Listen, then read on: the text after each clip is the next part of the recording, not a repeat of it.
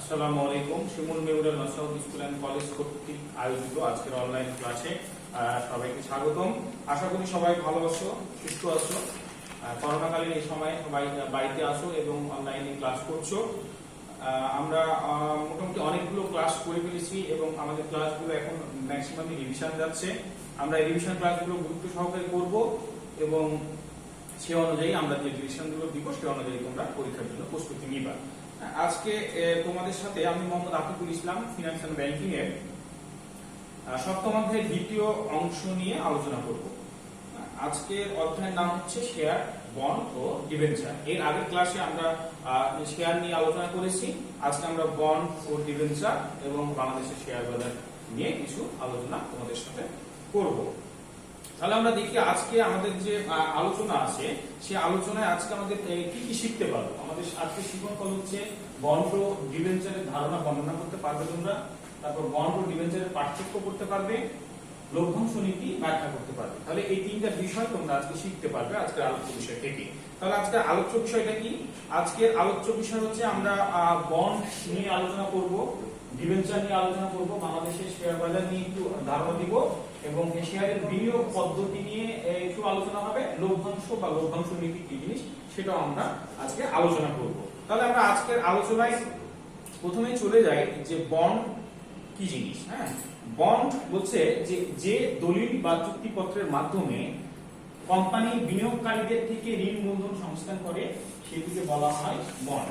তাহলে বন্ড বলতে বোঝাচ্ছে যে কোনো এক ব্যক্তির সাথে কোম্পানি একটা চুক্তি করবে, সেই চুক্তিটা দালিলিক চুক্তি হবে, একটা দলিলের চুক্তি হবে। চুক্তি করার পর কোম্পানিকে সেই ব্যক্তি ঋণ হিসাবে কিছু টাকা কোম্পানিতে বিনিয়োগ করবে, সেটাকে বলা হচ্ছে বন্ড। আমরা এখানে কিছু ছবি দেখতে পাচ্ছি, এরকম একটা সার্টিফিকেটে বন্ডের চুক্তি স্বাক্ষরিত হয়। তো এটা হচ্ছে বন্ডের সংজ্ঞা। তাহলে আমরা বন্ডের সংজ্ঞা দিতে গিয়ে বলবো যে দলিল বা চুক্তিপত্রের মাধ্যমে, তার মানে বোঝা যাচ্ছে বন্ড একটা দলিল। দলিলটা আমরা টাকার বিনিময়ে লেনদেন করি। সেটা কোম্পানির সাথে হয় এবং কোম্পানিকে ঋণ হিসাবে দেওয়া হয়, কোম্পানি শেয়ার হোল্ডার হিসাবে কিন্তু দেওয়া হয় না। তাহলে এবার আমরা বন্ডের কিছু বৈশিষ্ট্য আমরা দেখব, যে কি বৈশিষ্ট্যগুলো আমরা বুঝতে পারবো যে এটা বন্ড, বা কি দেখে আমরা বুঝতে পারবো এটা বন্ড। বলছে বন্ডের বৈশিষ্ট্যের মধ্যে প্রথমে বলছে জামানত। বন্ডের জামানতটা হচ্ছে বাধ্যতামূলক। বলছে দেখো বন্ডের বিপরীতে কোম্পানি সাধারণত স্থায়ী সম্পত্তি বা দলিলপত্রাদি জামানত হিসেবে রাখতে হয়। যখন কোনো কোম্পানি বন্ড বিক্রি করবে কোনো মালিকের কাছ থেকে, মালিকের কাছে, বন্ড মালিকের কাছে বা ঋণদাতার কাছে, তখন কোম্পানিকে ওই ব্যক্তিকে, যে ব্যক্তির কাছে বিক্রি করবে সেই ব্যক্তিকে তোমার সেই কোম্পানির কোনো স্থায়ী সম্পত্তি বা দলিল তাকে জামানত হিসাবে রাখতে দিতে হবে। এটা হচ্ছে তার প্রথম শর্ত বা বৈশিষ্ট্য। দ্বিতীয় কি, এটা একটা পরিপক্কতার তারিখ থাকবে। হচ্ছে কোম্পানি কর্তৃক ইস্যুকৃত বন্ডের একটি নির্দিষ্ট পরিপক্কতার তারিখ থাকবে। যে আজকে বন্ডটার যে চুক্তি হলো এইটার মেয়াদ কোন তারিখে শেষ হবে সেটা একটা নির্দিষ্ট তারিখ থাকবে এবং সেই তারিখের মেয়াদ পূর্ণ হলে বন্ডের টাকা সে ফেরত নিয়ে নিবে। তারপরে কি আসছে, ঋণদাতা, মানে বন্ড মালিক যারা, তাদেরকে কোম্পানি ঋণদাতা হিসাবে গণ্য করা হয়। এটাই বলা হচ্ছে। এবং যেহেতু তারা ঋণদাতা, তাদের কোম্পানির কোনো ভোটাধিকার দেওয়ার ক্ষমতা তাদের থাকে না। তারপর কি, রূপান্তর যোগ্যতা, মানে কি বন্ড মালিকরা ইচ্ছা করলে তাদের যে শর্ত থাকে সেই শর্ত অনুযায়ী তাদের বন্ডকে সাধারণ শেয়ারে রূপান্তরিত করতে পারবে। তাহলে আমরা বন্ডের চারটা বৈশিষ্ট্য দেখলাম। একটা হলো কি, জামানত দিতে হবে বা জামানত রাখতে হবে, আর একটা কি, তার একটা পরিপক্কতার তারিখ থাকবে বা এই বন্ডের মেয়াদ শেষ হওয়ার একটা নির্দিষ্ট তারিখ থাকবে এবং ওই বন্ড মালিককে কোম্পানির ঋণদাতা হিসাবে গণ্য করা হবে। তাকে কিন্তু কোম্পানি শেয়ার ঋণদাতা হিসাবে গণ্য করা হবে না। তারপরে কি, এই বন্ডের রূপান্তর যোগ্যতা আছে, মানে এটাকে আমি সাধারণ শেয়ারে রূপান্তর করতে পারবো। তাহলে আমরা বন্ডের বৈশিষ্ট্যগুলো জানলাম। এবার আমরা বন্ডের সুবিধা এবং অসুবিধা জানবো। আমরা প্রথমে বন্ডের সুবিধাটা দেখি। বন্ডের সুবিধা বলছে সুদের হার। যেহেতু এটা সুদের হার নির্দিষ্ট থাকে, সেহেতু এর আয়টা নিয়মিত। যেহেতু প্রত্যেক বছর নির্দিষ্ট পরিমাণ একটা লাভ বা লভ্যাংশ বন্ড মালিকরা পাবে, তাই বলা হচ্ছে এটা একটা সুবিধা। তারপর কি, ঝুঁকি কম।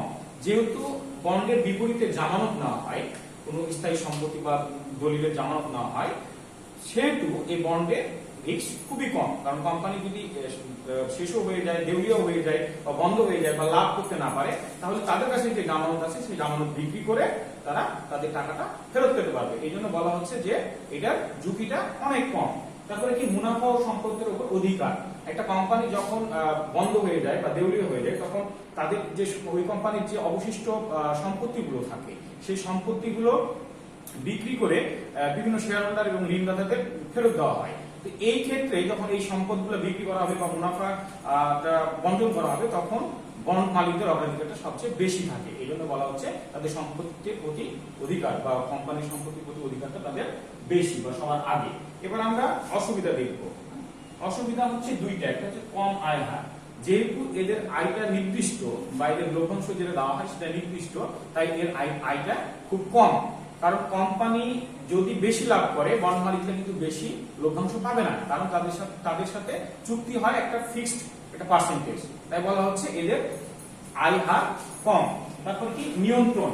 নিয়ন্ত্রণ বলতে কি কোম্পানির প্রতি কোনো নিয়ন্ত্রণ তা বন্ড মালিকদের থাকে না। যেহেতু কোম্পানি মানে বন্ড মালিকরা কোম্পানিকে ঋণদাতা হিসাবে গণ্য করা হয়, তাই তারা শেয়ার হোল্ডার না। যেহেতু শেয়ার হোল্ডার না সেহেতু কোম্পানির প্রতি কোনো নিয়ন্ত্রণ ওই ব্যক্তির বা ওই ঋণদাতা থাকবে না।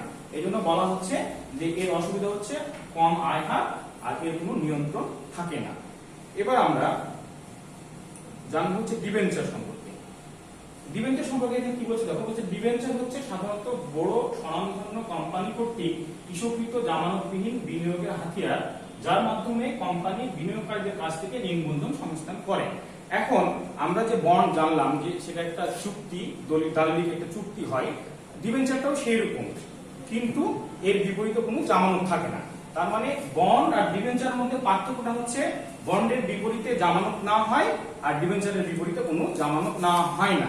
এক কথায় যদি আমরা ডিবেঞ্চারের সংজ্ঞা দিতে চাই তাহলে বলতে হবে যে ডিবেঞ্চার হচ্ছে জামানতবিহীন বন্ড। তাহলে এক কথায় আমরা বলবো ডিবেঞ্চার হচ্ছে জামানতবিহীন বন্ড। বন্ডের বিপরীতে জামানত না হয়, ডিবেঞ্চারের বিপরীতে কোনো জামানত নেওয়া হয় না। তাছাড়া ডিবেঞ্চার আর বন্ড দুইটা জিনিসই মোটামুটি সেম। তাহলে এবার আমরা ডিবেঞ্চারের কিছু সুবিধা এবং অসুবিধা জানবো। বলছে কি নিয়মিত আয়। ডিবেঞ্চারের ওই যে বন্ডের যেমন আয়টা নিয়মিত, প্রতি বছর শেষে তারা নির্দিষ্ট পরিমাণে একটা লভ্যাংশ পাবে, সেরকম ডিবেঞ্চারেরও আয়টা নিয়মিত। তারপর কি নির্দিষ্ট সময়, হ্যাঁ বন্ডেরও যেমন একটা নির্দিষ্ট সময় থাকে এটার মেয়াদ পরিপূর্ণ হওয়া বা শেষ হওয়ার, ডিবেঞ্চারেরও একটা নির্দিষ্ট সময় থাকে। এই দুইটা হচ্ছে সুবিধা। অসুবিধা কি? প্রথমে আসে জামানতহীনতা। আমরা দেখলাম বন্ডের বিপরীতে জামানত দেওয়া হয় বা নেওয়া হয়, কিন্তু এই ডিবেঞ্চার যখন বিক্রি করা হয় তার বিপরীতে কোম্পানিকে কোনো জামানত দিতে হয় না। এই জন্য এটা একটা অসুবিধা এবং এর ঝুঁকিটাও একটু বেশি। তারপরে কি নিয়ন্ত্রণ। বন্ড মালিকদেরও যেমন কোম্পানির প্রতি কোনো নিয়ন্ত্রণ থাকে না, হ্যাঁ ঠিক সেই রকম ডিবেঞ্চারেরও কোম্পানির প্রতি কোনো নিয়ন্ত্রণ বা ভোটাধিকার তারা করতে পারে না বা নিয়ন্ত্রণ থাকে না। তারা কোনো পরামর্শ কোম্পানিকে দিতে পারবে না, কারণ তারা ঋণদাতা হিসেবে কাজ করে। তারপর মুনাফা এবং সম্পদের উপর অধিকার। বন্ডের কোম্পানির মুনাফা এবং সম্পদের উপর অধিকার, যে অধিকারটা তার আছে সেই অধিকারটা কিন্তু ডিবেঞ্চারে নাই। বন্ডের পরে তাদের অগ্রাধিকার দেওয়া হয়। তাহলে আমরা ডিবেঞ্চারের সুবিধা এবং অসুবিধাগুলো জানতে পারলাম। এবার আমরা বাংলাদেশের শেয়ার বাজার সম্পর্কে জানবো। হ্যাঁ আমাদের যে এই যে আমরা দেখলাম শেয়ার, বন্ড, ডিবেঞ্চার এগুলা কোথায় কেনাবেচা হয়, হ্যাঁ এইগুলা যে জায়গায় কেনাবেচা হয় বা বিক্রি করা হয়, কোম্পানি তাদের শেয়ার গুলো বা বন্ড ডিবেঞ্চার গুলো তারা কোথায় বিক্রি করে সেটার একটা বাজার আছে, এটাকে বলা হয় বাংলাদেশের শেয়ার বাজার। যেখান থেকে আমরা বুঝতে পারি যে কোন কোন কোম্পানি কোন কোন শেয়ার ছেড়েছে এবং বিক্রি করার জন্য তারা পত্রিকা বিজ্ঞাপন দিয়েছে, সেটা আমরা এই বাংলাদেশের শেয়ার বাজার থেকে জানতে পারি। তাহলে আমরা দেখি যে এখানে দুটো ছবি দেখতে পাচ্ছি, একটা বলছে ঢাকা স্টক এক্সচেঞ্জ লিমিটেড আর একটা চিটাগং স্টক এক্সচেঞ্জ লিমিটেড। মানে এই দুইটা শেয়ার বাজার আমাদের বাংলাদেশে আছে। এই দুইটা শেয়ার বাজারের মাধ্যমে আমাদের বাংলাদেশের কোম্পানিগুলো তাদের শেয়ার, বন্ড, ডিবেঞ্চার বা অন্যান্য যে ছোট ছোট শেয়ারগুলো থাকে সেগুলা বিক্রি করে থাকে। হ্যাঁ এই দুইটা শেয়ার বাজারের মাধ্যমে আর কোন শেয়ার বাজার কিন্তু নাই। আমরা এদের শাখা আছে। এখন এই ঢাকা স্টক এক্সচেঞ্জের শাখা আছে রাজশাহীতে, চিটাগং স্টক এক্সচেঞ্জের শাখা আছে রাজশাহীতে, কিন্তু এগুলো হচ্ছে শাখা, এগুলো কিন্তু আলাদা আলাদা কিছু না। এই দুইটার মধ্যে সব শেয়ার বাজারগুলো সীমাবদ্ধ থাকে। আমরা যদি সরাসরি শেয়ার বাজারের ভেতরে যাই তখন আমরা দেখবো এরকম একটা স্ক্রিনে এইরকম একটা জিনিস দেওয়া থাকে। হ্যাঁ, এইটা হচ্ছে ওদের চার্ট। এখানে বিভিন্ন কোম্পানির নাম দেওয়া থাকে, এই কোম্পানির কোন শেয়ারের কত মূল্য, এখন এই মূল্যটা উঠানামা করতেছে কিনা। হ্যাঁ, বন্ডের এই মূল্য নির্ধারণের জন্য একটা সূচক ব্যবহার করা হয়। এই সূচক দেখে, এই যে এখানে বিভিন্ন সূচক দেওয়া থাকে, এই সূচক দেখে শেয়ার হোল্ডাররা বা যারা শেয়ার বন্ড ডিবেঞ্চার ক্রয় করে তারা বুঝতে পারে যে এই কোন শেয়ারের দাম এখন বেশি বা কোনটার কম, কোনটার দাম বেড়ে গেছে বা কোনটার দাম কমে গেছে। হ্যাঁ, এইরকম একটা চার্টের মাধ্যমে সেটা বোঝা যায়। তাহলে বাংলাদেশের শেয়ার বাজার সম্পর্কে আমরা মোটামুটি ধারণা পেলাম। এখন আমরা যেটা দেখব সেটা হচ্ছে শেয়ার বিনিয়োগ পদ্ধতি। এই যে শেয়ার বাজার আছে, এই শেয়ারে আমরা কিভাবে বিনিয়োগ করতে পারি। হ্যাঁ, আমরা দুই ভাবে শেয়ার বাজারে টাকা বিনিয়োগ করতে পারি। একটা হচ্ছে কি প্রাথমিক বাজার। প্রাথমিক বাজারে আমরা প্রথমে এই যদি কোম্পানি যে বাজারে শেয়ার বিক্রির প্রথম প্রস্তাব করে সে বাজারকে প্রাথমিক বাজার বলে। একটা কোম্পানি যখন নতুন শেয়ার বাজারে ছাড়তে যায় বা বিক্রি করার জন্য বিজ্ঞাপন দেয় তখন সেটা প্রাথমিক বাজারে বিক্রি করতে হয়, একবারে নতুন যেটা। এই প্রাথমিক বাজারে বিক্রি করার পর যে ব্যক্তি কিনে নেবে সে যদি আবার দ্বিতীয়বার সেটাকে বিক্রি করতে যায়, হ্যাঁ, তখন সে কিন্তু আর প্রাথমিক বাজারে বিক্রি করতে পারবে না, তাকে তখন এই সেকেন্ডারি বাজারে বা সেকেন্ডারি মার্কেটে বিক্রি করতে হবে। তাহলে আমরা প্রাথমিক বাজার আর সেকেন্ডারি বাজারটা বুঝতে পারলাম যে একবারে নতুন কোন শেয়ার যখন প্রস্তাব করা হয় তখন সেটা প্রাথমিক বাজারে করা হয়, এবং সেই শেয়ারটা বিক্রি হওয়ার পর যে ব্যক্তি ক্রয় করেছে সে যখন ওই শেয়ারটাকে আবার দ্বিতীয়বার বিক্রি করতে যায় তখন তাকে সেকেন্ডারি মার্কেটে বিক্রি করতে হয়। এবার আমরা দেখব লভ্যাংশ ও লভ্যাংশ নীতি। তাহলে আমরা প্রথমে জানি যে লভ্যাংশ কি জিনিস। বলছে লাভ বা মুনাফার যে অংশ শেয়ার মালিকদের মধ্যে বন্টন করা হয় সেই অংশকে লভ্যাংশ বলা হয়। হ্যাঁ, মানে একটা কোম্পানি যে লাভ করে, প্রতি বছর যে লাভ করে বা মুনাফা অর্জন করে, সে যে অংশ করে সেইটার ভিতর থেকে যে অংশটা লভ্যাংশ ঘোষণা করে বা যে অংশটাকে লাভ হিসাবে ঘোষণা করা হয় সেটাকে বলা হচ্ছে লভ্যাংশ। এই লভ্যাংশটা কোম্পানি দুই ভাবে দিয়ে থাকে, একটা হচ্ছে নগদ লভ্যাংশ আর একটা হচ্ছে স্টক লভ্যাংশ বা বোনাস শেয়ার। হ্যাঁ, এখন নগদ লভ্যাংশটা কি জিনিস? নগদ লভ্যাংশ হচ্ছে কোম্পানি সরাসরি নগদ টাকা দিয়ে দিবে শেয়ার হোল্ডারকে, যে এই বছর আমরা 10% লভ্যাংশ ঘোষণা করলাম, 10% আমার 5,000 টাকা শেয়ার করা আছে, 5,000 টাকা 10% সরাসরি কোম্পানিকে এই শেয়ার হোল্ডারকে নগদ প্রদান করা হবে। এটা হচ্ছে নগদ লভ্যাংশ। আর স্টক লভ্যাংশ কি?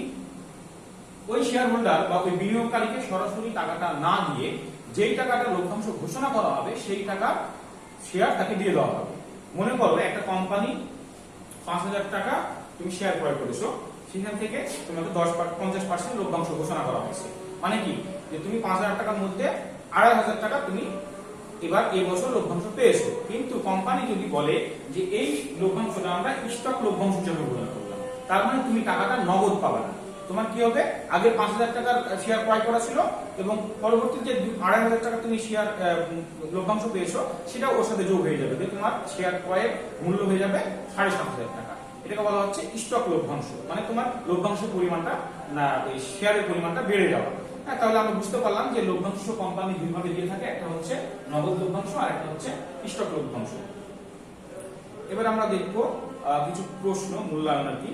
বলছে ডিবেঞ্চার কি? আমরা জানলাম যে এক কথায় ডিবেঞ্চার বলতে বোঝাচ্ছে জামানত বিল বন্ড। তারপর লভ্যাংশ কি? হ্যাঁ, সেটা দেখলাম যে কোম্পানি মুনাফা বা লাভের যে অংশ বিনিয়োগকারীদের বা শেয়ার হোল্ডারকে দেওয়া হয় তাকে লভ্যাংশ বলা হয়। কোন বিনিয়োগে জামানত বাধ্যতামূলক? হ্যাঁ, তোমার বন্ডে যদি তুমি বিনিয়োগ করতে চাও তাহলে সেখানে জামানত মানে যারা বিনিয়োগ করে, যে কোম্পানি বন্ড বিক্রি করে সেই কোম্পানিকে জামানত দেওয়াটা বাধ্যতামূলক। তারপর কি শেয়ার বাজারের সার্বিক অবস্থা বোঝার জন্য কি ব্যবহার করা হয়? শেয়ার বাজারের সার্বিক অবস্থা বোঝার জন্য সূচক ব্যবহার করা হয়। এই ছিল আজকে তোমাদের ক্লাস। আগামী দিন এই সপ্তম অধ্যায়ের উপর একটা টপ টেস্ট নেওয়া হবে, তোমরা বাসায় সঠিকভাবে পড়বা।